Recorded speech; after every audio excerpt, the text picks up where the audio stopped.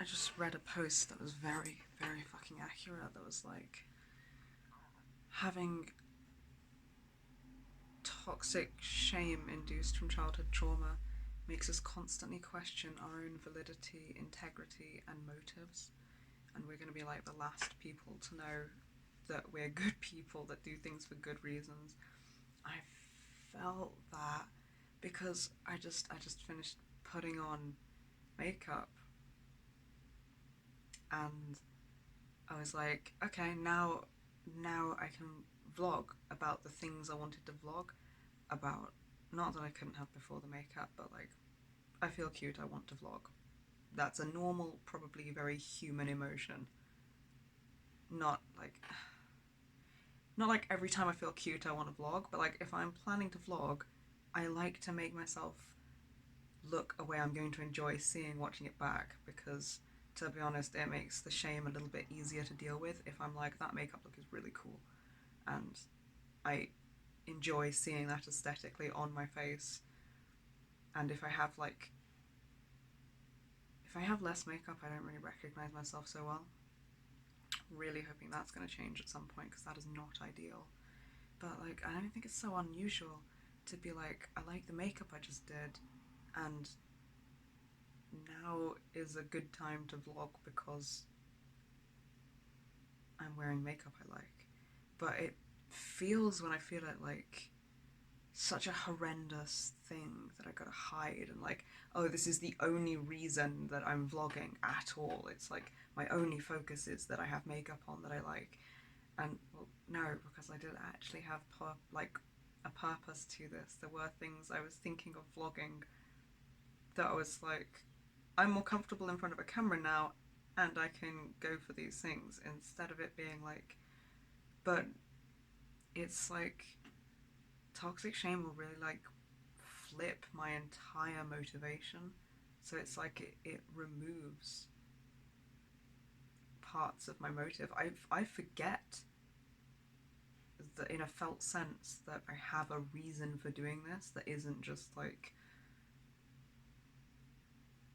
the shallow seeming one that my brain has put to me as the only reason I'm doing this. And it kind of does that with everything. It's like I might want to know something about Ryan. I might think my experience is like this around this topic. I wonder what his is. I'm curious about that. I love knowing things about him, and I want to know. But even though I feel that for a second, as I'm asking him, the toxic shame is kind of telling me I'm only asking so I can compare my experience. Like I'm being selfish somehow by asking. I'm asking him about him to get to know him, and somehow I've managed to feel like I'm doing this in a selfish way, so I can just, like, it's only so I can measure my own experience. And like, oh, it's only so you can look at yourself in the camera while you look well make upped. But it's like, I'm actually, that's really quite a small percentage of my reason for doing things in this order. Like, I still put on makeup like this some days that I don't vlog, and I'm not going to vlog because I like to see it. I like to feel it, and I kind of like the way of expressing how I feel inside on my face. And it's like all of those motives get kind of forgotten or doubted. And it's like the toxic shame will just pick the most shallow sometimes motives and kind of obscure all the other ones and tell me that like this is the only thing I'm capable of or saying or doing or feeling. And it's like, yeah, that post summarized it really well. It's like I constantly doubt my own integrity and motive and reason for doing everything I'm doing, but in like a really aggressive way.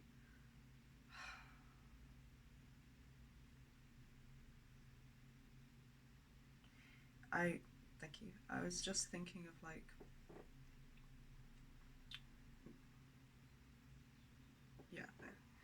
because of a therapy session that we had yesterday. Yes, yesterday. And like new ways that I'm thinking about how to view toxic shame from it. It's just really wild. I'm kind of thinking about this as I say it, and I'm trying to think about it from a different viewpoint. Like, instead of as the toxic shame being something like my enemy or something we need to attack, like, how is it trying to protect me? And how is it trying to keep me safe? And I realized that, like,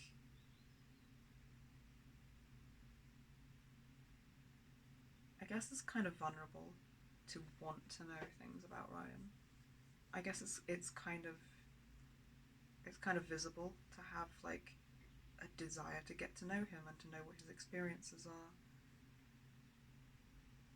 And if I'm doing everything in this shallow way, then I'm not really like, I don't know, it hasn't got a lot about my desire and my feelings to do with it. That bit's kind of been removed. So I wonder if it's protective like that. The makeup one I'm not sure about. Like, why would it be protective to think that I only wanted to vlog to see my makeup and to forget the because all the reasons I had for vlogging that I haven't actually gone into yet, but they're all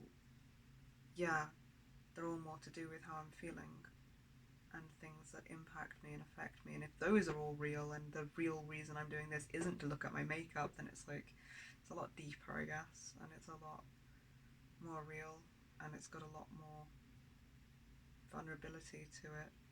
Whereas if I was just trying to look at my makeup, then that's like quite either confidence building or surface level. Like, I don't want to say it's surface level because I don't know what it would be, but like, yeah, I feel like the parts that are conveniently forgotten are like a lot deeper and a lot more to do with what's going on for me internally. So maybe it's protective in like hiding parts of myself and in seeing my motivation as more shallow than it really is. It's like kind of keeping the real depth of things I care about and am feeling from the surface. Maybe. This chair. Oh my god, this chair. That noise is annoying me so much today. I realised recently that I feel a lot more angry than I realised in a lot of places at a lot of times. And this chair noise every fucking time I lean forwards or back, oh my god, that is pissing me off.